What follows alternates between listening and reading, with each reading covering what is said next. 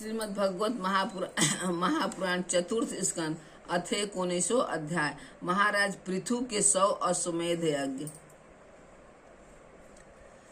श्री मैत्रेय जी कहते हैं, विदुर जी, महाराज मनु ने ब्रह्मवर्त क्षेत्र में जहाँ सरस्वती नदी पूर्वमुखी होकर बहती हैं, राजा पृथु ने 100 अश्वमेध यज्ञों की दीक्षा ली। यह देखकर भगवान इंद्र को विचार हुआ कि इस प्रकार तो पृथु के कर्म मेरे कर्मों की अपेक्षा बढ़ जाएगी, इसलिए वे उनके यज्ञ महोत्सव को सहन न कर सके।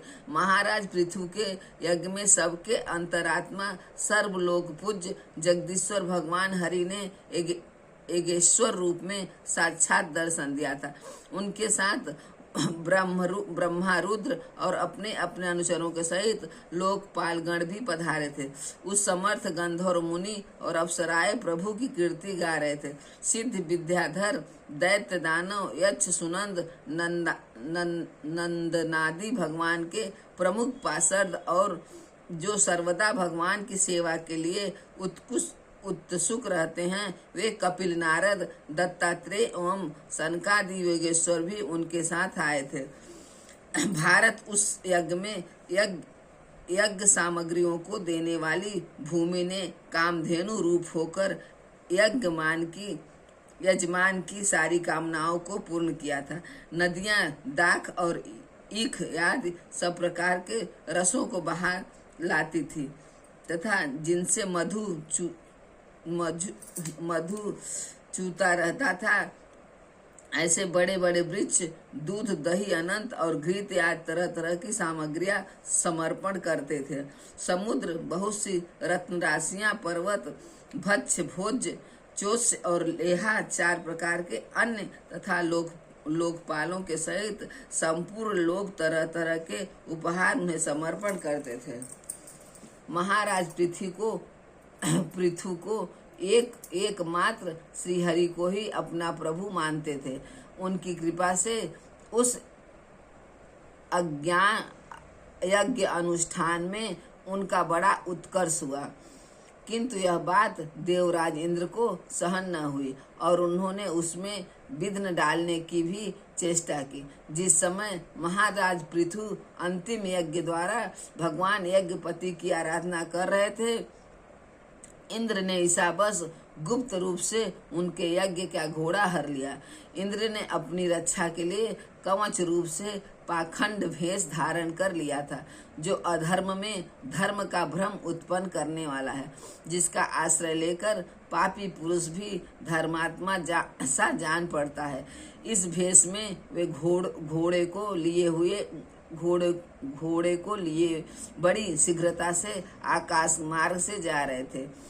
उन पर भगवान अत्रि की दृष्टि पड़ गई। उनके कहने से महाराज पृथु का महारथी पुत्र इंद्र को मारने के लिए उनके पीछे दौड़ा और बड़े क्रोध से बोला, अरे खड़ा रह। इंद्र सिर पर जटाजुट और शरीर में भस्म धारण किए हुए थे। उनका ऐसा वेश देखकर पृथु कुमार ने उन्हें मूर्तिमान धर्म समझा, इसलिए उन पर बाण नहीं छोड़ा। जब वह इंद्र पर वार किए बिना ही लौट आया, तब महर्षि अत्रि ने पुनः उनसे इंद्र को मारने के लिए आज्ञा दी। वत्स, इस देवताधम इंद्र ने तुम्हारे यज्ञ में विघ्न डाला है, तुम इसे मार डालो। अत्रि मुनि के इस प्रकार उत्साहित करने पर पृथु कुमार क्रोध में भर गया। इंद्र बड़ी तेजी से आकाश में जा रहे थे। उनके पीछे वह इस प्रकार दौड़ा जैसे रावण के पीछे जटायु। स्वर्गपति इंद्र उसे पीछे आते देख उस भेष और घोड़े को छोड़कर वहीं अंतर ध्यान हो गए और वह वीर अपना यज्ञ पशु लेकर पिता की यज्ञशाला में लौट आया। शक्तिशाली विदुर जी उसके इस अद्भुत पराक्रम को देखकर महर्षियों ने उसका नाम विजितांसव रखा।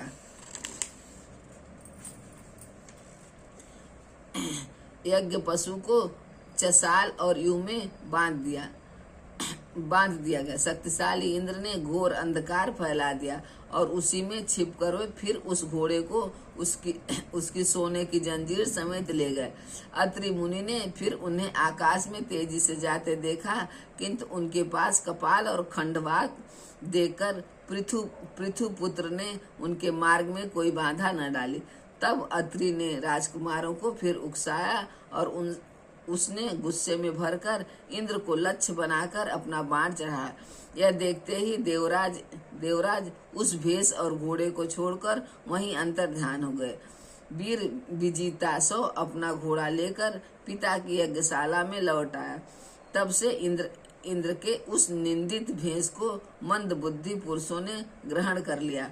इंद्र ने अश्वहरण की इच्छा से जो रूप धारण किए थे वे पाप के खंड होने के कारण पाखंड कहलाए। यहाँ खंड शब्द चिन्ह का वाचक है। इस प्रकार पृथु के यज्ञ का विध्वंस करने के लिए यज्ञ पशु को चुराते समय इंद्र ने जिन्हें कई बार ग्रहण करके त्यागा था, उन नग्न रक्तांबर तथा कपालिक आदि पाखंड पूर्ण आचारों में मनुष्यों की बुद्धि प्राय मोहित हो जाती है, क्योंकि वे नास्तिक कमत देखने में सुंदर है और बड़ी युक्तियों से अपने पक्ष का समर्थन करते हैं। वास्तव में ये उप धर्म मात्र हैं। लोग भ्रमवश धर्म मानकर उनमें आसक्त हो जाते हैं। इंद्र की इस कुचाल का पता लगने पर परम पराक्रमी महाराज पृथ्वी को बड़ा क्रोध हुआ। उन्होंने अपना धनुष उठाकर उस पर बाण चढ़ाया। उस समय क्रोधावेश के कारण उनकी ओर देखा नहीं जाता था। जब ऋषि जनों ने देखा कि असहा पराक्रमी महाराज पृथु इंद्र का वध करने को तैयार हैं, तब उन्हें रोकते हुए कहा, आप तो बड़े बुद्धिमान हैं। यज्ञ दीक्षा ले लेने पर शास्त्र विहित यज्ञ पशुओं को छोड़कर और किसी का वध करना उचित नहीं है। इस यज्ञ में विघ्न डालने वाला आपका शत्रु इंद्र तो आपके सुयश से ही ईसाबस निस्तेज हो रहा है। हम अमोद आवाहन मंत्रों द्वारा उसे यहीं बुला लेते हैं और बलात् अग्नि में हवन किए देते हैं। विदुर जी यज्ञ यजमान से इस प्रकार सलाह करके उसके याजकों ने क्रोधपूर्वक इंद्र का आह्वान किया। वे सुस्वाहा द्वारा आहुति डालना ही चाहते थे कि ब्रह्मा जी ने वहां आकर उन्हें रोक दिया। वे बोले, याजकों, तुम्हें इंद्र का वध नहीं करना चाहिए। इस यज्ञ संग इंद्र को भगवान की मूर्ति है। तुम यज्ञ द्वारा जिन देवताओं की आराधना कर रहे हो वे इंद्र के ही तो अंग हैं और उसे तुम यज्ञ द्वारा मारना चाहते हो। पृथु के इस यज्ञ अनुष्ठान में विघ्न डालने के लिए इंद्र ने जो पाखंड फैलाया है वह धर्म का उच्छेदन करने वाला है। इस बात पर तुम ध्यान दो। अब उससे अधिक विरोध मत करो, नहीं तो वह और भी पाखंड मार्गों का प्रचार करेगा। अच्छा, परमेश्वरी महाराज पृथु के 99 ही यज्ञ रहने दो। फिर राजर्षि पृथु से कहा, राजन, आप तो मोक्ष धर्म के जानने वाले हैं, अतः अब आपको इन यज्ञानुष्ठानों की आवश्यकता नहीं है। आपका मंगल हो। आप और इंद्र दोनों की पवित्र कीर्ति भगवान श्री हरि के शरीर से, इसलिए अपने ही स्वरूप भूत इंद्र के प्रति आपको क्रोध नहीं करना चाहिए। आपका यह यज्ञ निर्विघ्न समाप्त नहीं हुआ, इसके लिए आप चिंता न करें। हमारी बात आप आदर पूर्वक स्वीकार कीजिए। देखिए तो मनुष्य विधाता के बिगड़े हुए काम को बनाने का विचार करता है। उसका मन अत्यंत क्रोध में भरकर भयंकर मोह में फंस जाता है। बस इस यज्ञ को बंद कीजिए।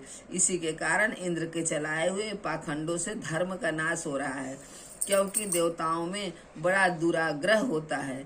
जरा देखिए तो जो इंद्र घोड़ों के चुराकर आपके यज्ञ में विघ्न डाल रहा है, उसी के रचे हुए इन मनोहर पाखंडों की ओर सारी जनता खींचती चली जा रही है।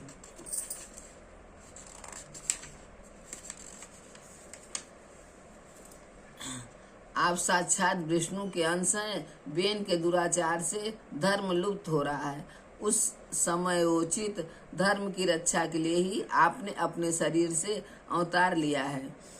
अतः प्रजापालक पृथु जी, अपने इस अवतार का उद्देश्य विचार कर आप भृगु आदि विश्व रचयिता मुनीश्वरों का संकल्प पूर्ण कीजिए।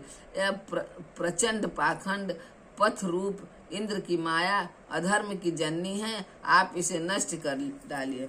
श्री मैत्रेय जी कहते हैं, लोक गुरु भगवान ब्रह्मा जी के इस प्रकार समझाने पर प्रबल पराक्रमी राजा पृथु ने यज्ञ का आग्रह छोड़ दिया और इंद्र के साथ प्रीति पूर्वक संधि भी कर ली। इसके पश्चात जब वो यज्ञांत स्नान करके निवृत्त हुए, तब उनके यज्ञों से तृप्त हुए देवताओं ने उन्हें अभिष्ट वर दिए। आदिराज पृथु ने अत्यंत श्रद्धापूर्वक ब्राह्मणों को दक्षिणाएं दी तथा ब्राह्मणों ने उन्हें सत्कार से संतुष्ट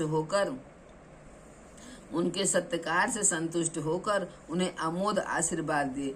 वे कहने लगे, महाबाहो, आपके बुलाने से जो पितर देवता ऋषि और मनुष्य आदि आए थे, उन सभी का आपने दान मान से खूब सत्कार किया।